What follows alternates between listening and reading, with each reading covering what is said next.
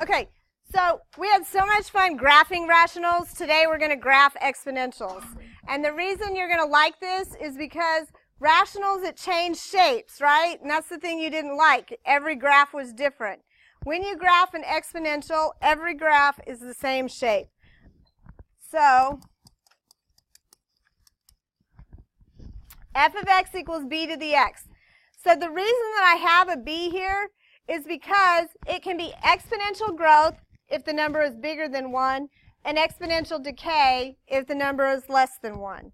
And so one thing you're going to know, the base, you're always going to be able to tell it's the base because the x is with it. The x is with it, and that's what makes it the base of the exponential. So we're going to look at, there's some things that are the same, whether it's a growth or a decay. So the first thing that's the same is both of them get an asymptote at y equals 0.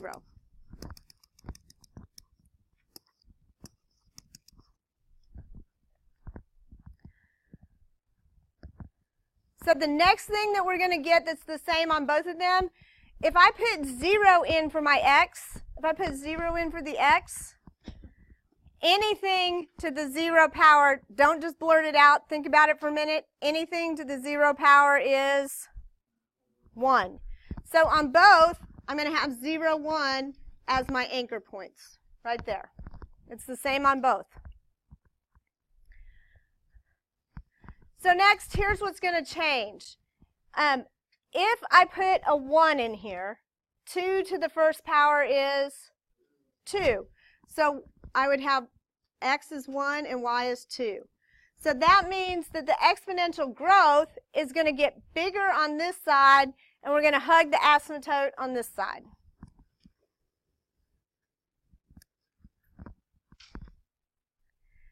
Now on this side, if I put 1 in here, I get a half, right? 1 and so I already know that I've got to hug the asymptote. So I'm going to hug the asymptote this way. So if I put a negative 1 in here, what happens to the fraction? It flips, right? The fraction's going to flip. If I put a negative 1 in here, so the 1 over 2 becomes 2 over 1 or 2. So if I go negative 1 and I count up, there's my second point.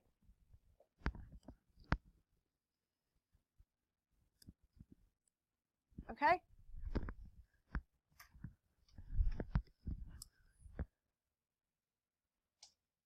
All right, so you guys try and graph 1 and 2, and then I'll fill the stuff in. All right, perfect. So let's fill in the stuff. This is a growth, and this one is a decay.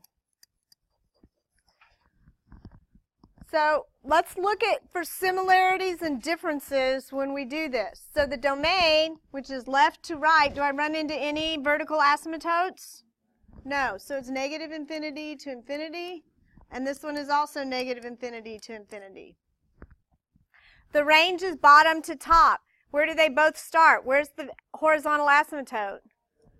So I have 0 to infinity and 0 to infinity. No, because you can't touch the asymptote, so it's parenthesis. Good question. The y-intercept, what's the y-intercept on both of them? So that's the same. How about the asymptote? Y equals 0 on both. So increasing, is this one increasing? Yes, over the whole thing. Does it ever decrease? No. Does this one ever increase? No, so it's just flipped this time.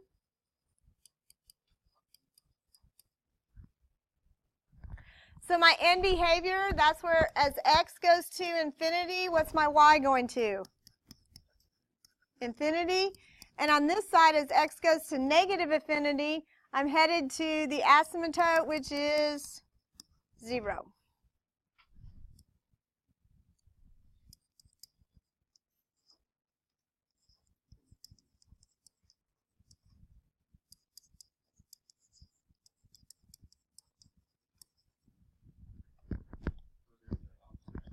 Right, because one is increasing and one is decreasing. Easy peasy. Okay.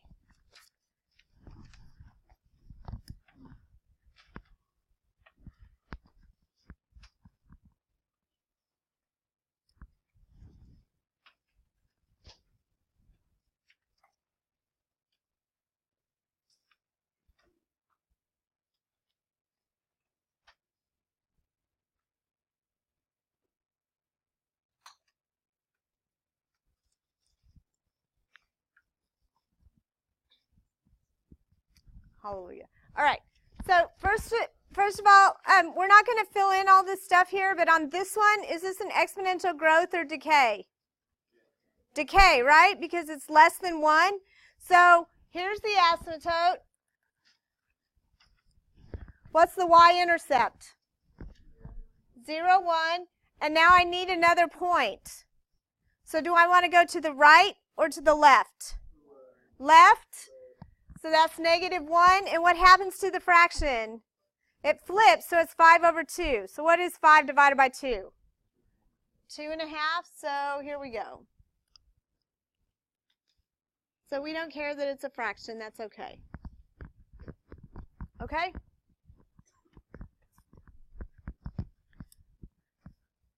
All right, so we're going to skip down to the bottom.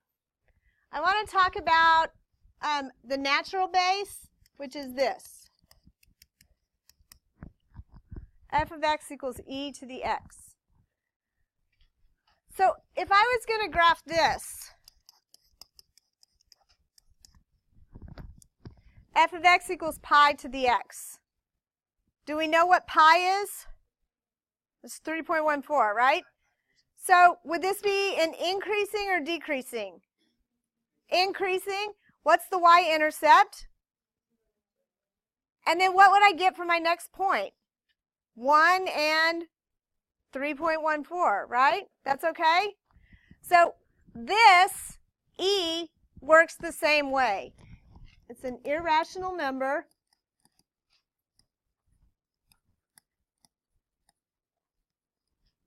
With an approximate value of 2.7, I think it's 1828. Yep. And this is called Euler's number. That's why it's E. That's the guy who invented it.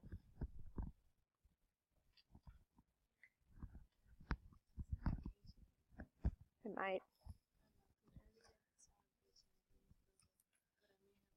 I'll have to Google. Okay. So, if it's this number, is this a growth or a decay? It's growth. So, it's a growth. I'm going to put in the asymptote. I get 0, 1. The next one is going to be 1 and 2.7, so that's right here. So, shazam, there it is.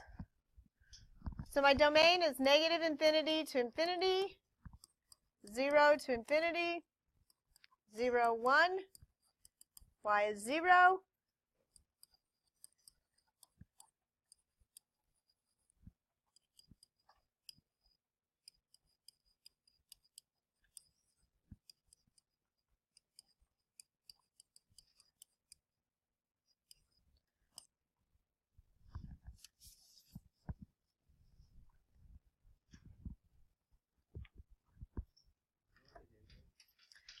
I don't know. It's past my bedtime, Joseph. We'll see. I know. Oh, yeah. Yeah, I heard it's senior night.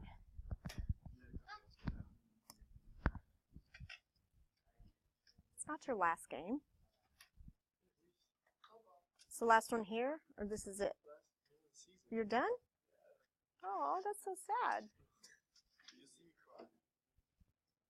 That would be worth it. Yeah. Yeah. Oh my gosh. Oh, thank heaven. All right.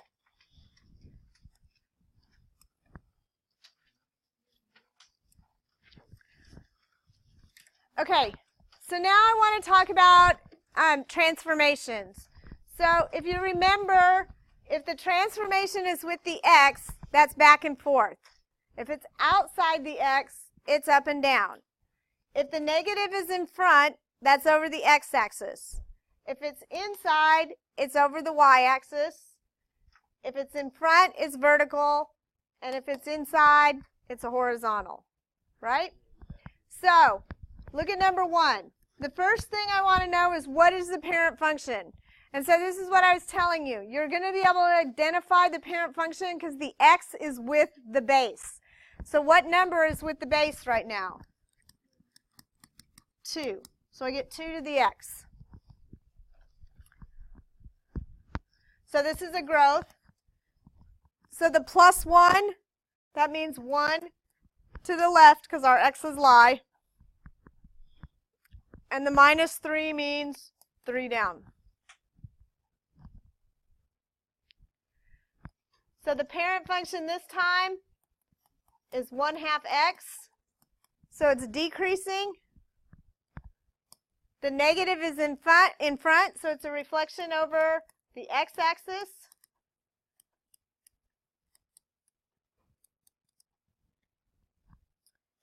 It's a minus 5, so I'm going 5 to the right and up 1.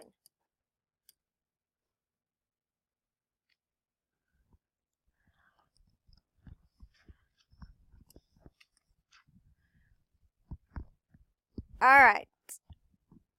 Give me, what number 3, what's the parent function? Okay, so f of x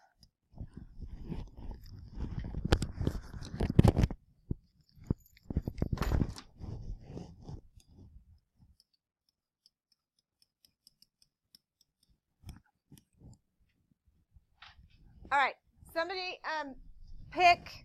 Kim, pick one of the transformations. What's one of them?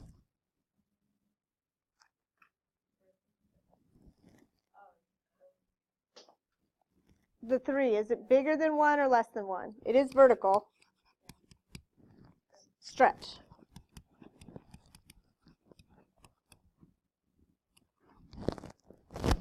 All right, pick another one. Maricela. Pick another one. Reflection over x.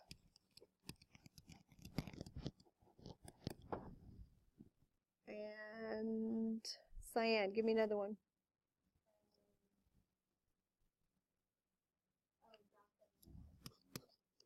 And then 2 which way? Right or left? To the right. Okay. Yeah. So my parent function is e to the x. So the 4/3, is that a vertical stretch or horizontal? It's vertical because it's in front. And it's a stretch because it's bigger than 1.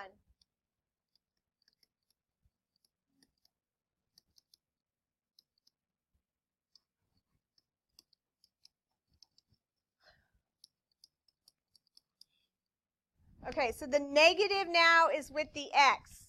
So that's not a reflection over the x-axis, it's a reflection over the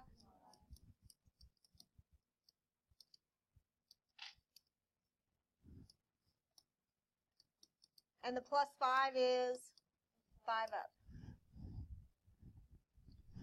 Number 5. The parent function is 2 to the x.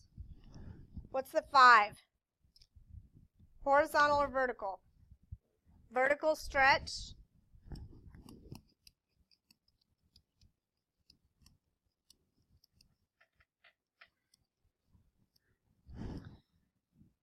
The minus is a reflection over which axis? The minus 4 is 4 to the right. The minus 9 is 9 down.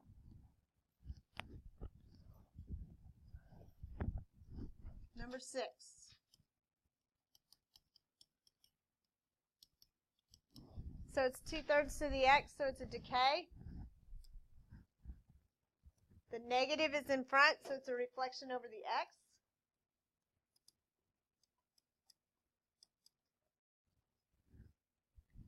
Okay, now the 4 is with the x. It's not in front. This is where we got in trouble the last time we did this. So let's take care of this right now. The 4 is with the x, which means it's horizontal. If b is less than 1, it's a stretch. If it's greater than 1, it's a compression. So what's the b this time? Because it's a 4, it's greater than 1, so it's a horizontal compression of 1/4.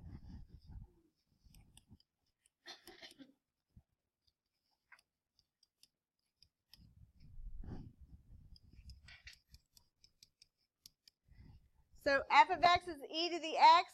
The negative is in front, so this is a reflection over x or y? X. So if it's in front, it's x. If it's with the x, it's y. You're just going to have to memorize it. The 1/2. That's right. It's less than 1, so that means it's a horizontal stretch of 2.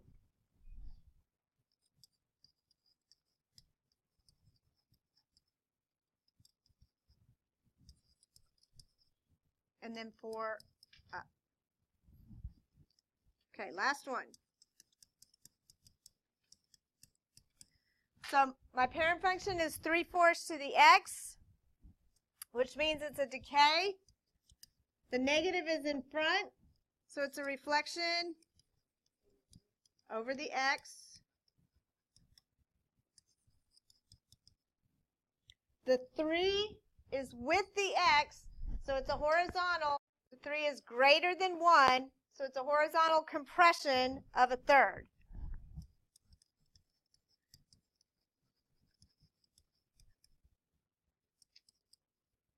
And then the plus, is it +2? Yeah. So we go 2 to the left and 1 down.